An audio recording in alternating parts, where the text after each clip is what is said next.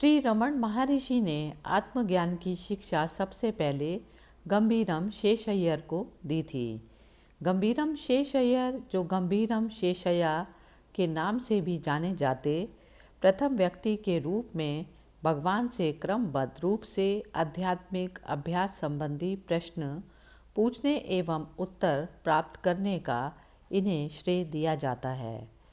यह तिरुणुआ वर्णामलई के म्यूनिसिपल कार्यालय में ओवसियर थे।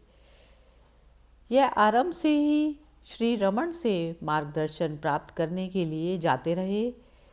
ये राम के परम भक्त थे और राम नाम का निरंतर जाप करते थे। योग का अध्ययन इनका प्रिय विषय था। इन्होंने राजयोग एवं ज्ञान योग पर स्वामी विवेकानंद के दिए गए भाषणों को पढ़ा था। इन्हें समझ ना पाने की स्थिति में वे स्वामी रमण के पास में पहुँचे और अपनी परेशानी व्यक्त की। स्वामी ने इन पुस्तकों का अवलोकन किया। पुस्तकों के सार तथा उनके संबंध में पूछे गए प्रश्नों के उत्तरों को स्वामी ने तमिल में लिख कर दिया। शेष अय्यर के पास स्वामी द्वारा 1903 और 1907 में लिखे गए उत्तरों का एक पुलिंदा था, जिसका नकल उन्होंने एक नोटबुक में कर लिया। शेष अय्यर जब दिवंगत हुए तो नोटबुक तथा कुछ कागज सुरक्षित अपने भाई जीव कृष्णा अय्यर के पास छोड़ गए। इन लिखित कागजों एवं नोटबुक के सहयोग से विचार संग्रह पुस्तक तैयार हुई, जिसे स्वामी द्वारा सर्वप्रथम दिए गए उपदेश का सार माना जाता है। आत्म अन्वेषण, आत्मविचार। इन्होंने गुरुदेव से प्रश्न किया, दुख रहित शाश्वत आनंद की अवस्था प्राप्त करने के लिए क्या साधन है? तब रमण महर्षि ने उत्तर दिया, वेदों की घोषणा है कि जहाँ भी शरीर है वहाँ दुख है। इसके अतिरिक्त सभी व्यक्ति का अनुभव भी यही है। इसीलिए अपने स्वयं की प्रकृति का अन्वेषण करना चाहिए, जो सदैव शरीर रहित है। व्यक्ति को इस अवस्था में रहना चाहिए। उस आनंद की अवस्था प्राप्त करने का यही तरीका है। तब इन्होंने प्रश्न पूछा, यह कहने से क्या आश्चर्य है कि मनुष्य को अपने स्वयं की वास्तविक प्रकृति का अन्वेषण करना चाहिए और उसे समझना चाहिए। तब महर्षि ने उत्तर दिया, मैं गया, मैं आया, मैं था, मैंने किया जैसे अनुभव स्वाभाविक रूप से हर किसी को होते हैं। इन अनुभवों से क्या यह दृष्टिगोचर नहीं होता कि उन विभिन्न क्रियाओं का आधार मैं चेतना है? उस चेतना की वास्तविक प्रकृति की खोज करना तथा स्वयं की आत्मवत स्थिति में रहना ही अन्वेषण, स्वयं की वास्तविक प्रकृति जानना है। तब शिष्य ने पूछा, कोई मैं कौन हूँ की खोज कैसे करे? तब महर्षि ने आंसर दिया, जाने और आने की क्रियाएं शरीर की हैं।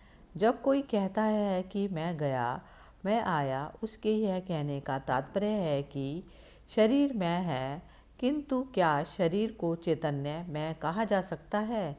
जन्म के पूर्व शरीर नहीं था। पंच तत्वों से बने शरीर का अस्तित्व गहरी नींद की अवस्था में नहीं रहता और मरने पर एक लाश बन जाता है। क्या इस शरीर, जो एक लकड़ी के लट्ठे जैसा अचेतन है, को मैं के रूप में प्रकाशित होना कहा जा सकता है? इसलिए मैं संबोधन से सर्वप्रथम शरीर में उदित होने वाली चेतना के विभिन्न नाम दिए गए हैं, जैसे तारबोधम, अहंकार, अविद्या, माया, अशुद्धि तथा व्यक्तिगत जीव। क्या इसकी बिना खोज किए हम रह सकते हैं? क्या इस खोज में प्रायश्चित द्वारा हमारे पापों की मुक्ति नहीं है? जैसा कि सभी शास्त्र घोषणा करते हैं कि अहंकार का नष्ट होना मुक्ति है, इसीलिए शव शरीर को बिना मैं का उच्चारण किए शव जैसे रहने देकर एकाग्रता पूर्वक खोज करनी चाहिए कि यह क्या है जो मैं के रूप में उदित होता है। तब वहाँ हृदय में एक प्रकाश शब्द रहित मैं प्रकाशित होगा, अर्थात शुद्ध चेतना प्रकाशित होगी जो असीमित और एक है। इससे सीमित तथा अनेक विचार विलुप्त हो जाते हैं। यदि कोई बिना उस अनुभव को छोड़े मौन रहता है तो अहंकार तथा मैं शरीर हूँ का व्यक्तिगत भाव पूर्णतः नष्ट हो जाता है और अंत में अंतिम विचार मैं रूप भी उसी प्रकार शांत हो जाता है जैसे अग्नि कपूर को जला देती है। महान ऋषि और शास्त्र उद्घोष करते हैं कि केवल यह मुक्ति है। गंभीर शेषय्यर को महर्षि द्वारा दिए गए उपदेश में हमें बहुत ही मूल्यवान जानकारी मिलती तथा अंतर्दृष्टि प्राप्त होती है कि मन की वास्तविक प्रकृति क्या है। एक प्रश्न के उत्तर में कि क्या मन को आत्म अनुभव हो सकता है, महर्षि ने स्पष्ट रूप से संकेत किया कि शुद्ध अवस्था में मन की सहज स्थिति चैतन्य आकाश जैसी होती है। तब इसका नाम मन भी नहीं रहता। मन जब संकल्पनाओं एवं वासनाओं से मुक्त रहता है तो उसका शुद्ध रूप चेतना का होता है। तब उसका स्वतंत्र अस्तित्व नहीं होता बल्कि आत्मचेतना में विलीन रहता है। विचार रहित अद्वैत की यह अवस्था ज्ञान की अवस्था है। आत्म अन्वेषण उपदेश में प्रश्नोत्तर का सिलसिला आगे बढ़ता तथा उन सभी प्रश्नों पर प्रकाश डालता है जो साधना एवं आत्मबोध से संबंधित है। गंभीरम शेषय्यर को यह श्रेय दिया जाता है कि उन्होंने भगवान से हुए प्रश्नोत्तर को सुरक्षित रूप से रखा, जो आज एक आध्यात्मिक धरोहर है। उन सभी साधकों को इससे मार्गदर्शन मिलता जो आत्मज्ञान के पथ पर चलना चाहते हैं। विचार संग्रहम, आत्म अनुसंधान, सेल्फ इंक्वायरी जैसे अनेक नामों एवं अनेक भाषाओं में प्रकाशित यह लघु ग्रंथ आध्यात्मिक जिज्ञासाओं के लिए एक मील का पत्थर साबित हुआ। साधक जिज्ञासु इस बहुमूल्य उपदेश पुस्तक से सही अंतर्दृष्टि प्राप्त कर सकते हैं।